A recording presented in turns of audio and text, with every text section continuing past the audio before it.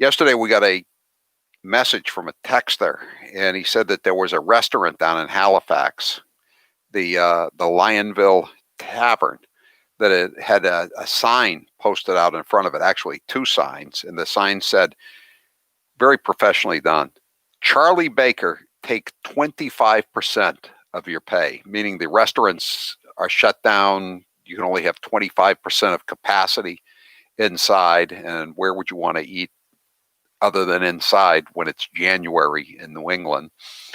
And I thought it was just a marvelous sentiment, and I wanted to talk to the owner of the restaurant and see what was going on here.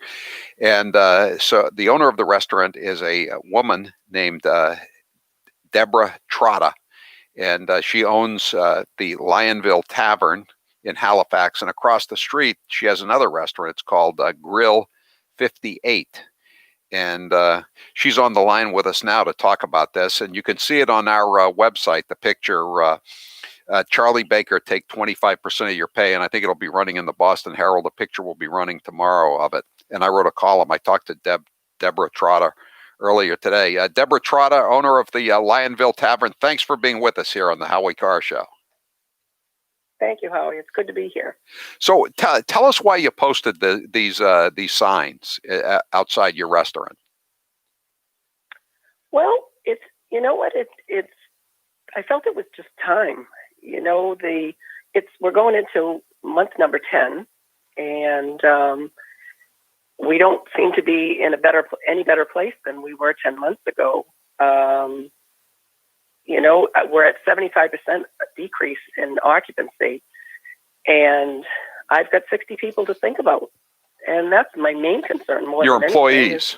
My employees. We have that voicemail too. You know, some of my employees I've been with for 23 years, and I'm slowly watching things that have just flip-flopped. We went from a great economy where people were out eating, the girls were making money, my staff was, you know, building new homes, buying cars, you know, taking vacations, and now I'm gone from 4 girls to 3 girls to 2 girls, and those 2 girls that aren't there, you know, say tonight, are home sitting, not making any money, and yet they still have to pay their bills. And, you know, these people are like family to me. The same with my customers. You know, I've got a great clientele of people, and, you know, we're very lucky. But, you know, when you hear the statistics that 1 in every 6 restaurant is closing in the U.S., you know, in the nation, and 1 in every 5 in Massachusetts, it's unacceptable. And let's play the sound cut. Many of us got text messages today from the government telling us that the shutdown will continue. It's kind of like the beatings will continue until morale improves. And those of us who didn't get text messages on the landlines, they sent out this message. We'll just play a little bit of it. This is an important message for the Commonwealth of Massachusetts. The state's temporary capacity limits for businesses and public gatherings have been extended, and they will remain in effect until January 24, unless further extended. So there you have it. Deb, did you get that message? About a half an hour ago. What was your thought when you got that message? I guess I wasn't really surprised. I did, you know, spend time and, you know, I do spend time and listen to the governor, you know, when he's on to see, you know, what's going on. But it's, you know, I guess what I'm feeling is that the restaurant industry and hospitality industry is in general taking a beating. And we don't have the ability to do anything. You know, if they're telling you it's 25%, it's 25%, or you don't have your business. And I'm speaking for myself, but I know that I speak for a lot of restaurants. I have a lot of friends that have had businesses for, you know, 20 years, and they're not doing well. So, you know, you try to rationalize the whole thing. You know, me, I have an 88-year-old mother. I have children. I have grandchildren. I don't want to see anybody get sick with this, but it just doesn't seem that we're in a better place. And how long can this prolong before, I know that other companies, bigger companies, they've made great money, but, your local hardware store or your local restaurant or hair salon or fingernail salon, they're suffering. They're suffering. And maybe they should shut down some of the bigger places and let the small people have a go at it for a while. But let me play a cut. I've followed up. So today, Governor Baker was on Hanover Street in the North End, where there are a lot of restaurants, and he was talking about how great it was last summer. Cut 20. I think this summer should look a lot different than last summer, although, and I should probably let other people answer this question, I thought the North End in particular, with all the outdoor seating, we all thought that was pretty great. But it's January, Deb Trotter. Is it pretty great to have outdoor seating in January? Well, no, we weren't allowed, they let us have it to the 1st of December, but, I spent somewhere in the vicinity of $12,000-$13,000 putting up a tent, putting up barriers, having an electrician come in to put fans in, electricity outside, so that you could be comfortable. And then the first week we're open, Halifax, which is it's a whole different story from Boston, that we get a case of 888. Now I've got Channel 4 down there asking me, am I going to close?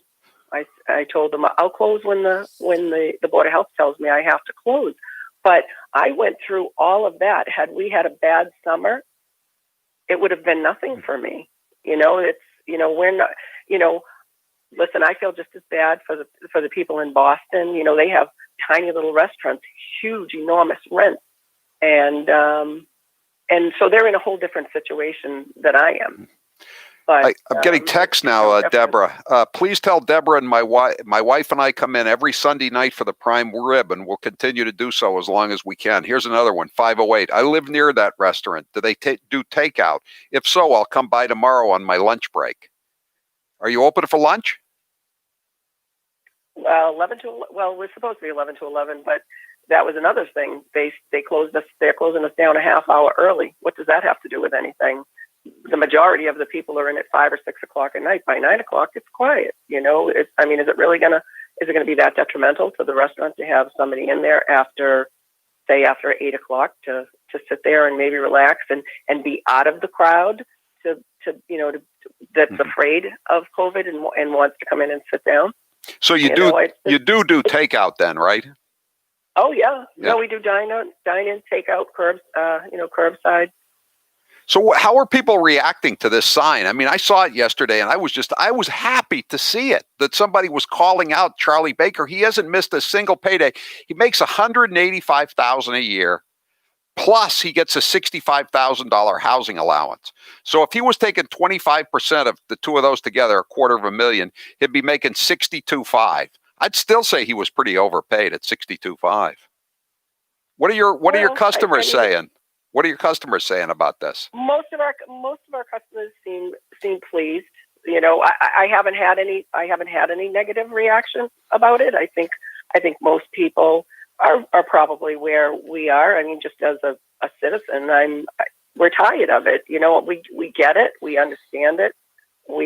But when I walk into my local supermarket and I stood there literally for a half hour and just watched people touch fruits and vegetables one after the other. How can you consciously say we can't sit people in a restaurant that has dividers and we're wearing masks until our dinner comes, but you can let everybody handle the fruits and vegetables without any consequences? Doesn't make any sense to me. But, as far as, what everybody makes in the government, I know they got a 6.5% raise. Yeah, the legislature. We're not getting anything. Yeah, the governor and the lieutenant governor and a couple of the other constitutional officers turned it down, but the legislators, good for them. They all took it. They basically had the year off, Deb, and they got paid, and now they're getting a 6% pay raise.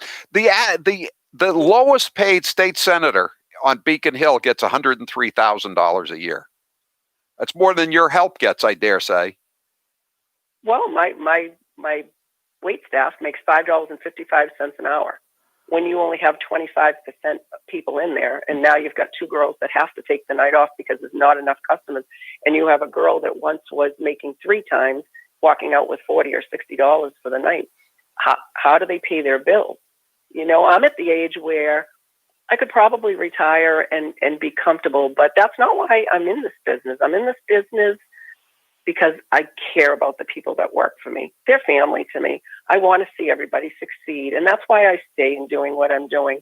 I have customers that come in. They're the nicest people, and they support us day after day through all of this.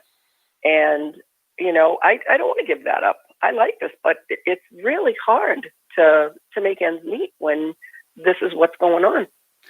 What would you tell, last question, what would you tell Charlie Baker if he's listening right now? Well, if fair is going to be fair, it's got to be fair for everybody. You know, if you're gonna cut 25% of everybody, then it should go for everybody. There shouldn't be, you know, picking your demographic. You shouldn't be just the business, the hair salons, the nail salons. You know, we understand it. It's close contact, but so is if I'm standing in your local big box store and Right. we're waiting our 6 feet in line, and you step into the breath of the next person. It's just, you know, you're not going to get away from it. You know, we're all wearing masks. We're all trying to do our thing. We're all trying to sanitize. You know, we're trying to do the best that we can. But you've got people nowadays that, you know, they're depressed. People are suicidal. I know. They're drinking. They're drug use. It's, you know, people are used to that groundhog effect where you get up in the morning and you have your day and you look forward to that day, and people are just, they're stuck, and it's almost like there's no way out. And there are those people that are fortunate that can work from home. Deb, You know, I gotta hold you right there. But Deb Trotta at the Lyonville Tavern in Halifax, if you can get down there and patronize her and see the sign, Charlie Baker, take 25% of your pay. You can see it on our website, HowieCarrShow.com. HowieCarrShow.com. Click on store. You can probably see it in the Herald tomorrow, a picture of it. Thank you very much, Deb Trotta, and good luck. I hope you can get the attention of the State House. With Joe Biden as our next president, your home heating bills are about to start skyrocketing. But Eden Pure has a heater that will save you up to 50% on your heating bills. The Eden Pure Gen 30 Classic Infrared Heater uses state-of-the-art infrared heat to keep you warm to the core.